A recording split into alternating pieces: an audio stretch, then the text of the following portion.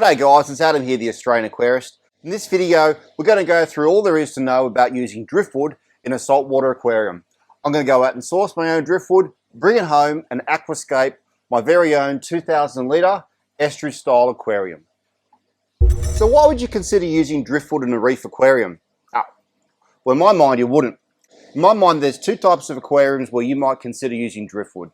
And the first is what I'm going to do here. It's an estuary style aquarium. And the estuaries are those river mouths, those sandy bays, those rocky breakwalls and marinas and harbours that have that tidal influence but are quite close to shore. And the second habitat you might want to consider replicating in your marine aquarium is a mangrove. So the mangrove is a habitat which is dominated by mangrove trees. It has that tidal influence from the rivers and usually has quite a muddy style of sediment. And of course there is driftwood that is washed down the rivers and becomes lodged amongst the mangrove roots and provides habitat for the fish and marine life that live there. Let me know down in the comments below if you've used driftwood in a saltwater aquarium and what style of aquarium it actually was. Have you done a mangrove aquarium, an estuary aquarium? Let me know down below. I'll be interested to find out. So what about the concerns with actually putting driftwood in the aquarium? What effect is the wood itself going to have on the chemistry of the water? So there's a common held belief that adding driftwood to an aquarium will lower the pH. For example, if you have an Amazonian style freshwater aquarium. And that is true, but also false. So hear me out here. So in an aquarium with very soft water, with very low carbonate hardness, there is very little resistance to the effects of the tannic acid that comes out of the driftwood, and it has the ability to bring that pH down. But in aquariums, both salt and fresh, that have a higher carbonate hardness, and remember, carbonate hardness is the measure of bicarbonates and carbonates in the water. The role of that carbonate hardness is to buffer the seawater to resist the change of pH in the presence of organic substances and acids. So in the case of this estuary style aquarium with a carbonate hardness sitting around 8 dkH, I have not seen any sufficient, or any significant I should say, change in the pH from adding driftwood into this aquarium. Righto, so where do you go about finding driftwood? Or how do you go about buying driftwood? Well, obviously most good aquarium stores should contain driftwood. The driftwood that you get from those aquarium stores is often imported, at least in Australia. It comes from Asia quite often and is usually going to be coming from the root systems of some rainforest trees. So I like to go and collect my own driftwood, and I know in the process of doing that exactly the species of the tree that I'm using or collecting the wood from, and I can make judgments about its efficacy in the use of my aquarium. Check this video out here. What I'm doing, I'm actually going down to a fantastic creek called Deep Creek, and Deep Creek is just south of where I live.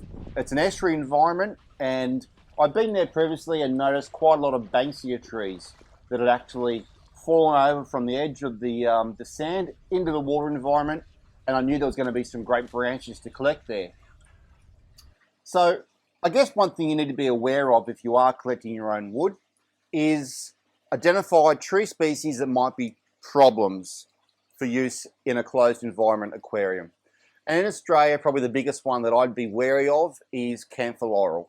So camphor laurel is quite a large tree, and in certain areas, particularly areas of New South Wales and up into Queensland, it's a weed, and it's quite common around the rivers and creeks. So I do quite commonly find driftwood from camphor laurel. You can tend to spot it because it's a little bit softer. When you actually scratch the surface, it sort of crumbles a little bit, as opposed to some other tree species that are Australian, such as casuarina and banksia and tea tree, where the timber itself is a lot harder. If you actually get a good eye for it, you'll actually notice just from the structure itself and the branch work what the tree species is. With the timber that I brought back for this estuary style aquarium, it was a banksia branches that had gone down into the water of Deep Creek, and they were covered in biofilms and some fungal masses. But I actually wanted that diversity. I wanted those biofilms in the aquarium. And so I actually didn't clean the wood at all. I used it straight in my aquarium. There might be some circumstances where you do wish to clean the wood, if it's particularly dirty or muddy, or might have maybe some oysters or some sort of shellfish that might die and rot if they were left on the wood. And so that's going to be a judgment call that you have to make yourself. I have found that mangrove wood can be quite dirty and just release a lot of sort of organic matter into the water column.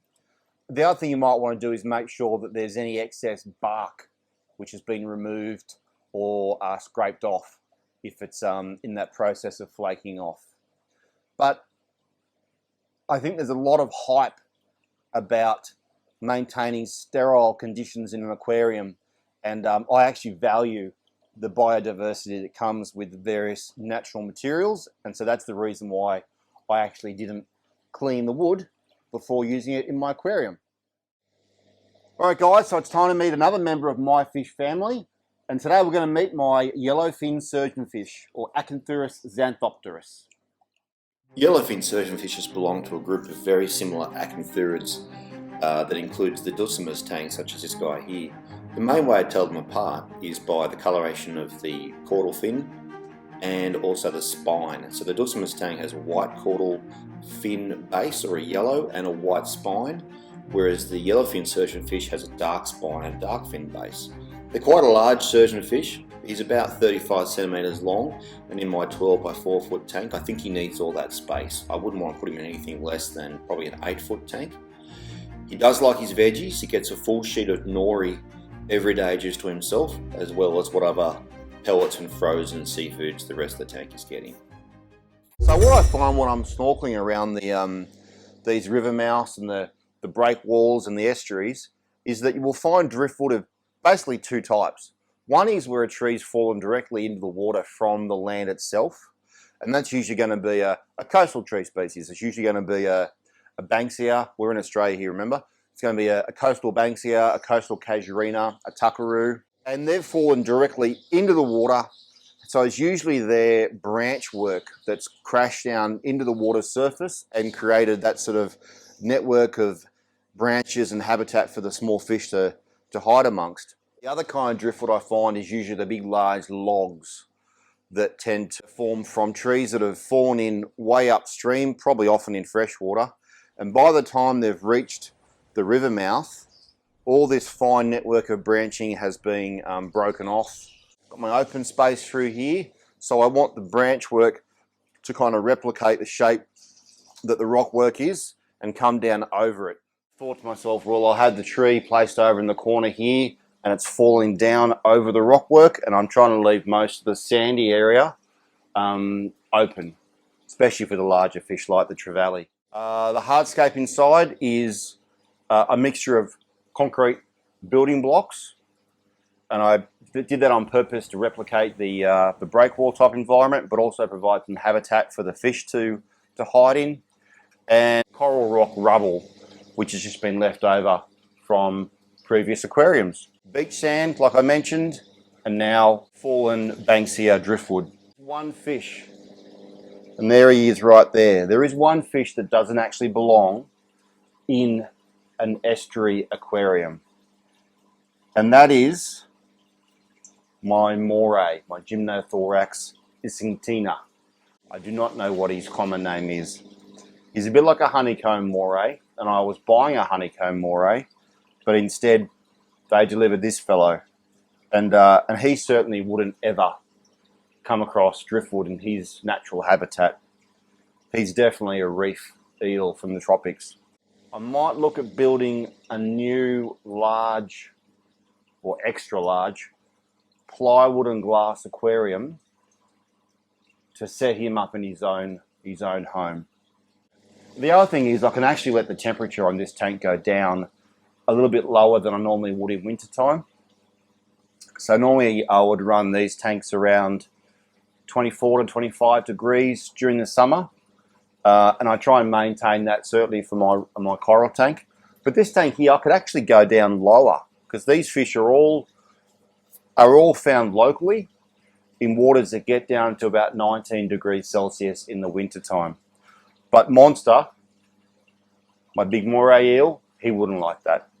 So I'm definitely going to have to get a new home for him. Thanks for watching, guys. Hope you enjoyed our dive into using driftwood in a saltwater aquarium. If you haven't seen the video of the estuary, check it out up here. And while you're at it, hit that subscribe button down below. Over and out.